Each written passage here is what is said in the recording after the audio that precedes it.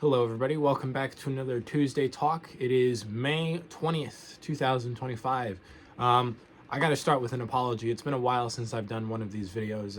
I was doing them back when I was working on my first saddle, and when I finished that project, I kind of stopped doing this as well. But I wanted to get on here real quick and talk about some of what I've been doing, and that is a lot of stock items. I have a whole pile right here that I'll start showcasing in a minute here.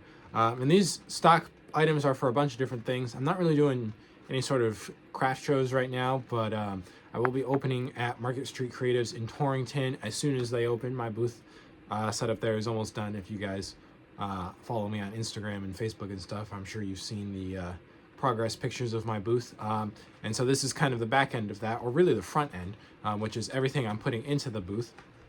Been working on custom orders, saddle repairs, all of that kind of thing. So yeah, let me get started and show you guys some of these, not even like just things I've been making, but these are also new products.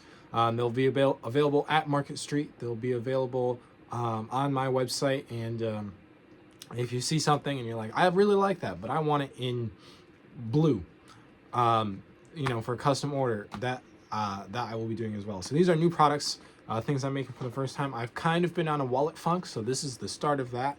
The first new product I'll show you guys is these Roper wallets I've been making. This one's in a large basket weave. So this is kind of like a bifold squared. So if I pull out my own bifold wallet here, right? It's your typical bifold. You open it this way, you got cash and cards and all of that, right? The Roper wallet is like a vertical bifold wallet in a sense, where you open it up, you've got room for a bunch of cash, and then you've got all of these T pockets here for cards.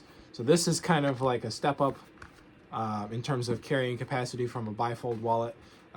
There's a lot more room to do things. I've got this basket weave one. I've got one that's just in this plain red. And again, there will be more tooling patterns, more colors and stuff. This is just what I happen to have on hand right now. But all the interiors are the same. And by the way, because what I do is handmade, the detail, like the layout of this interior is always going to be the same. The actual leather material might vary. I might try some different kinds of leathers. This one I really liked, but it was really expensive. And so I don't want to charge a ton for these wallets because they're just wallets. But I still got to make my money. So this one is a black basket weave, same interior. What else do I got? I have, this one's my favorite. This one is a light oil with tooling on the front.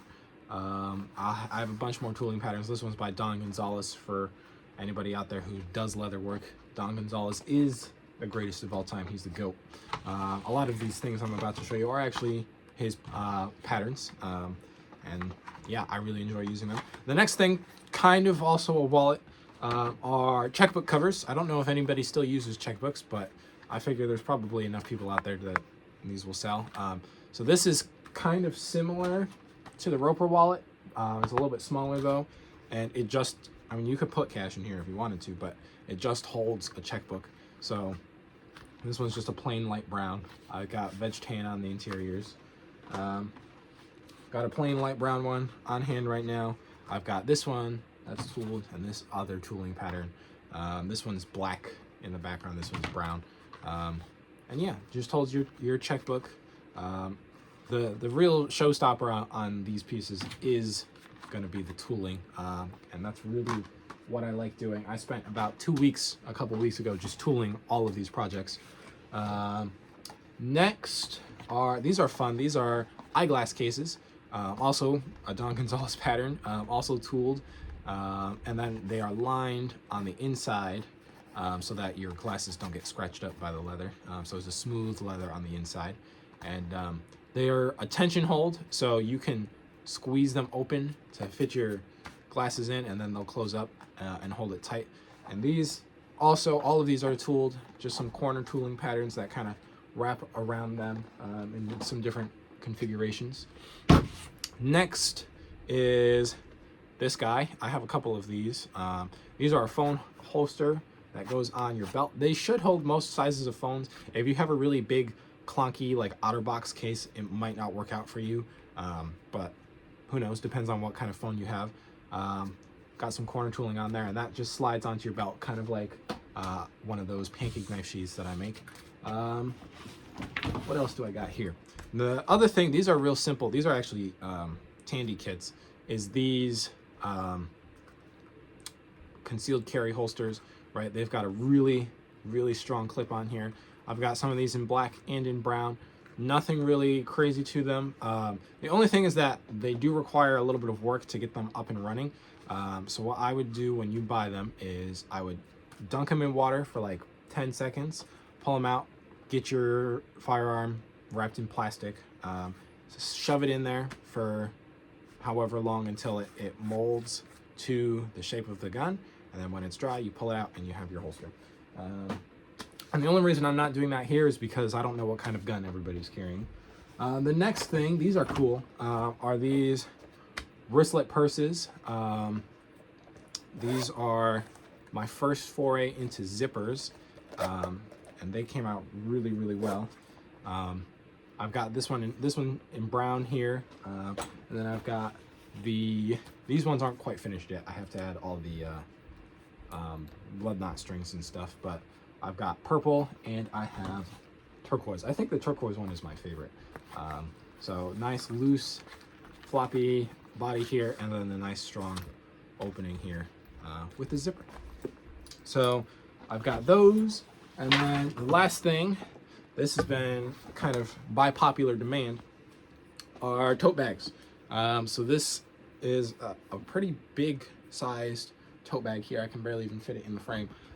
Nothing really crazy going on with these, just a tote bag. There's no pockets on the insides. If you want a custom one, I can definitely do pockets, but I'm trying to focus a lot on my horse tack, and so I'm not going crazy with like pockets and gussets and seams and piping and all of that on my bags. I'm not trying to be a bag maker, but if that's something you wanted to add custom, we can definitely discuss that.